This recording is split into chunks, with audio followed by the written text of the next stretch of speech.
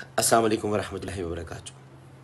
मैं तमाम अहले सुन्नत मकतब फ़िक्र के लोग और अहले तशय्युअ मकतब फ़िक्र के लोग उनसे गुजारिश करता हूँ, अपील करता हूँ कि वो अपने फ़िरक़े वाराना हम आहंगी जो है और अपने इत्तेहाद उसको बरक़रार रखें। परफ्यूम चौक नाम की कोई चीज़ नहीं, ये खुलफ़ाए राशिदीन चौक है और गाज़ी अब्बास चौक है। तो इसको यानी उसके सामने जो है वो गाज़ी अब्बास चौक है और फिर खुलफ़ाए राशिदीन चौक है।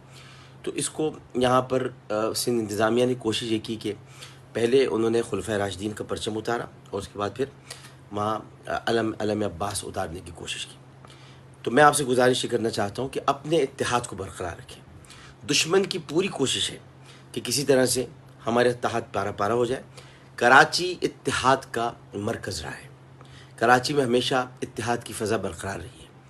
अपने इस इत्तेहाद को बरक़रार रखें। फ़िरक़े वाराना हम आहंगी कोई सबूताज न करे।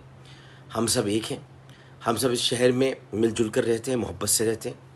हम अहले बैत का भी एहतराम करते हैं, हम सहाबा किराम रिज़वानुल्लाह तआला अलैहिम अजमईन का भी एहतराम करते हैं।